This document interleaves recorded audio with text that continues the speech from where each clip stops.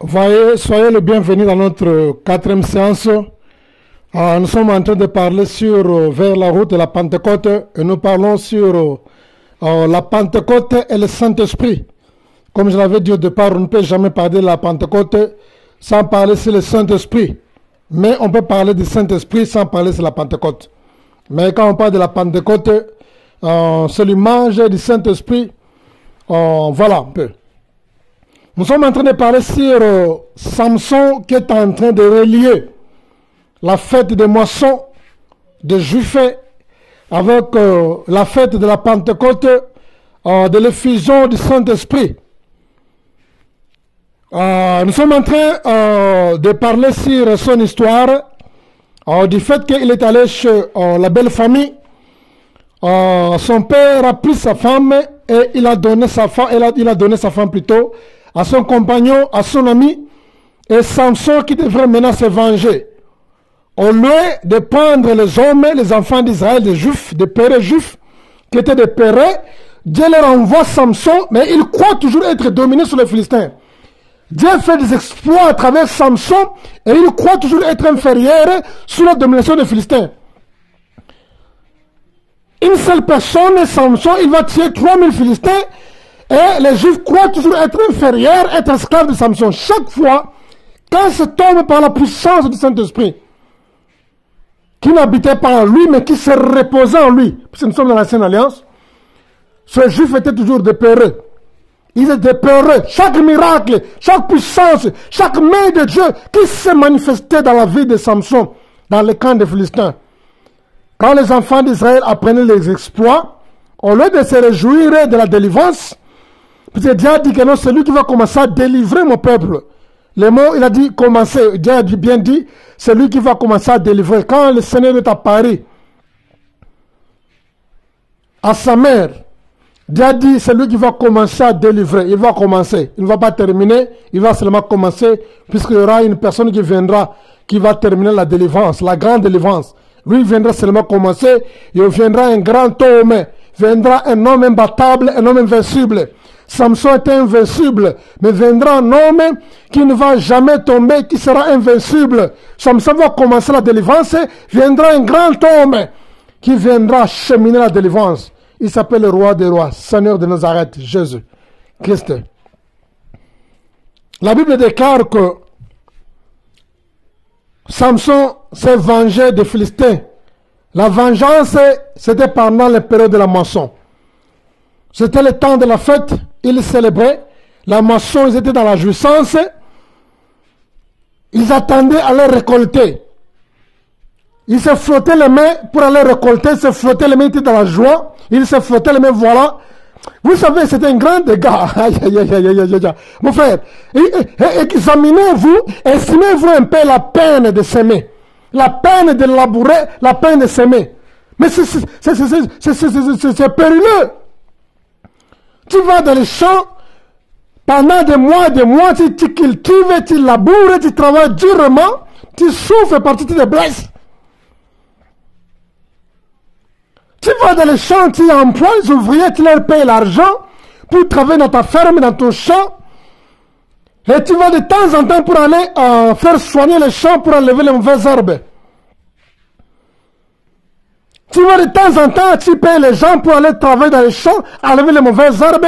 Parfois tu vas arroser, ça te prend du temps, ça demande du temps, l'effort, tu viens fatigué à la maison. Maintenant, arrivé à l'époque de la moisson, arrivé à l'époque de la moisson, maintenant, quelqu'un vient, il va commencer à brûler votre champ. Oh Jésus. Et vous posez la question que non, pourquoi il a fait ça? On dit que non. C'est son genre, c'est son beau-père qui a fait ça parce que il a pris sa femme, il a donné à son compagnon. Mais je vous assure que ces Philistins avaient raison. Quand ils ont brûlé cette femme, ils ont brûlé aussi le beau-père de Samson. La Bible dit, ils sont allés, Samson a pris les disciples qui n'étaient pas des peureux. Ils savaient que les enfants d'Israël étaient des peureux. Dieu les délivrait, ils étaient des peureux. Dieu les délivrait de la main de Samson, ils étaient des peureux. Samson seul, il se combattait contre 5000, 3000 Philistins. Il les terrassait tous avec les mâchoires d'une âne. Ils étaient déperés. Et Samson allait... Non, je n'ai jamais vu les gens comme ça. C'est quel genre de personne? Ça me fait fâcher.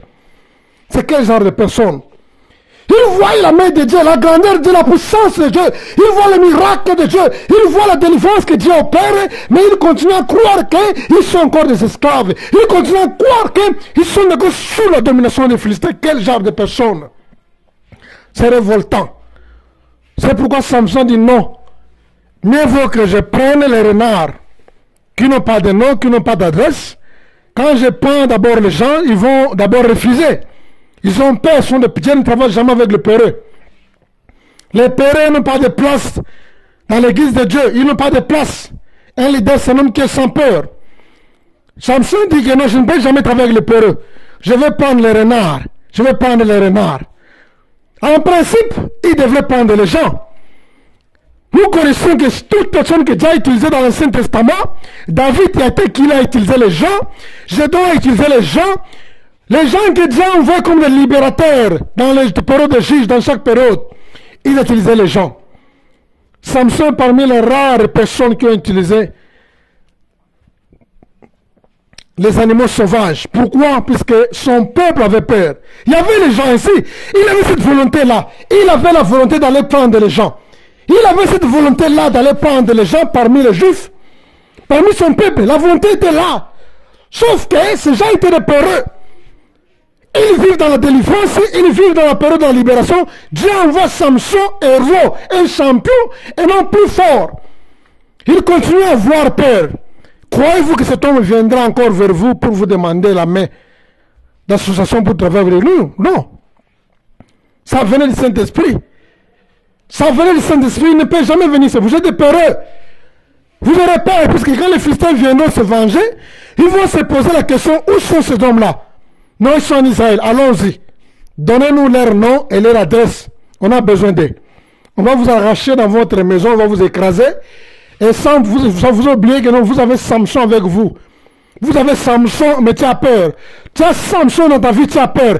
Tu as Samson avec toi, tu as peur. Tu as le libérateur avec toi, tu as peur. Tu as le Seigneur Jésus, tu as le Saint-Esprit de Dieu, mais tu as peur. Tu as peur de l'avenir, tu as peur de la vie, tu as peur du futur, tu as peur des démons, tu as peur des sorciers, mais tu as quel genre de disciples, quel genre des hommes de Dieu, quel genre des enfants de Dieu. Tu as le Saint-Esprit en toi, tu as le roi des rois en toi, mais tu continues à avoir peur. Oh là là, Jesus Christ, alléluia. Quel genre de personne? Tu as toujours peur, mais tu as le Saint-Esprit de Dieu en toi. Tu as la puissance de Dieu en toi, tu as peur des diables, tu as peur des sorciers, tu as peur des marabouts, tu as peur de... Non, tu as peur des occultistes. Oh, c'est ça l'image de nos croyants aujourd'hui. Les gens qui remplissent nos églises, c'est ça l'image. Et il y a même des hommes de Dieu qui font les mêmes choses. Vous avez Samson parmi vous, vous avez peur. Samson va prendre les renards puisque les gens ont peur. De ce Philistin, ils ont peur de la vengeance. Samson doit prendre les renards. La Bible dit qu'il va les attacher queue par queue. Et il va commencer à les relâcher dans les champs des Philistins. Il va les relâcher avec le feu pendant les périodes de la moisson. Pourquoi pendant la période de la moisson? Puisque la période de la moisson était la fête des Juifs. La fête des Juifs, pendant la moisson. C'est ça qui a relié la fête de la moisson de l'Ancien Testament qui parle sur la Pentecôte et la fête de la Pentecôte du Nouveau Testament qui parle sur la fusion du Saint-Esprit. C'est Samson, pendant la période de la moisson, qu'il a libéré le feu. Le feu, c'est les disciples. Le feu, c'est les disciples qui n'avaient pas peur. Oh Jésus, oh Jésus, oh Jésus. Écoute une chose. Les disciples du Seigneur, ce n'est pas la peur qui a fait qu'ils soient renfermés dans la chambre haute.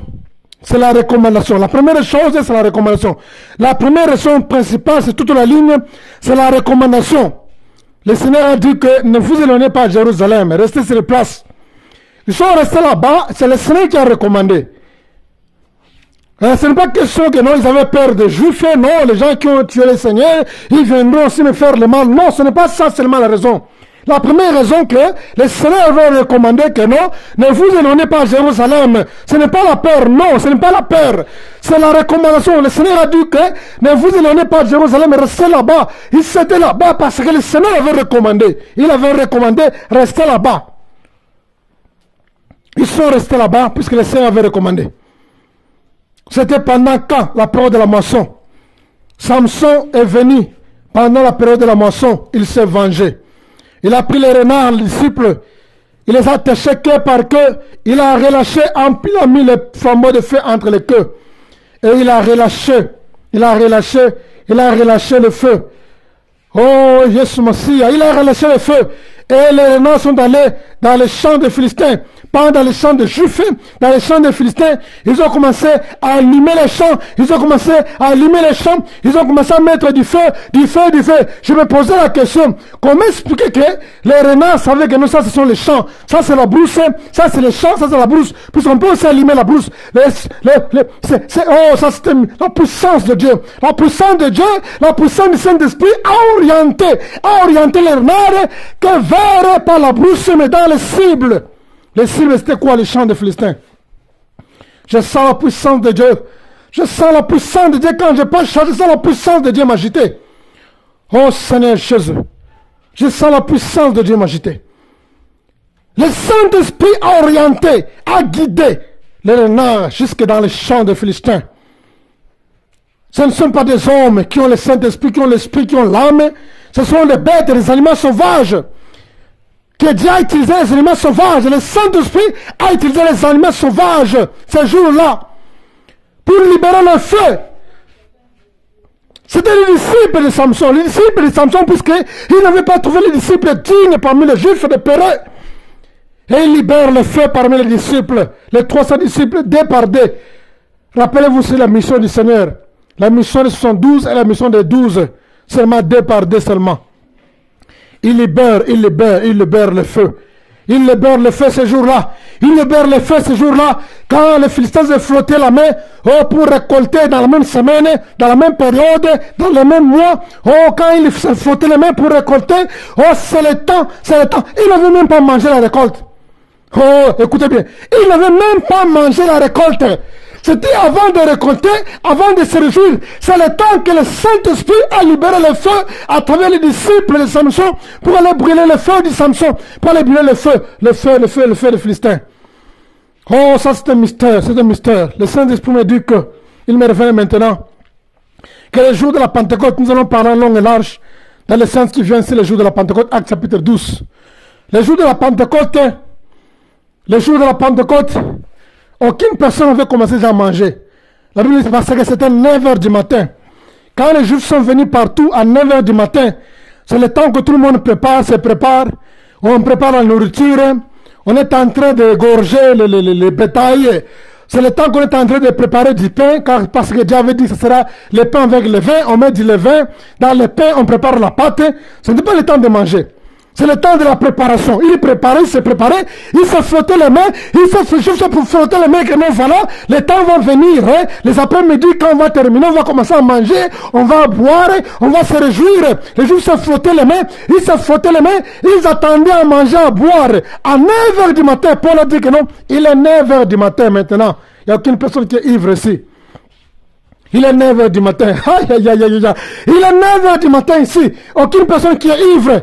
Avant qu'il mange, quand il se frottait les mains, quand il préparait du pain avec le vin. Il préparait, il se gonflait les animaux. Ils attendaient à manger, à boire, se sacier. C'est le temps là que Dieu a envoyé le feu du Saint-Esprit qui est descendu sous forme de colonne de feu. Oh Jésus, c'est le temps où les Philistins se frottaient les mains. Quand ils se frottaient les mains, c'est le temps que Samson, il se frottait les mains pour récolter. C'est le temps qu'il a relâché son feu. Quelqu'un a compris ce message. Alléluia. Alléluia. Alléluia.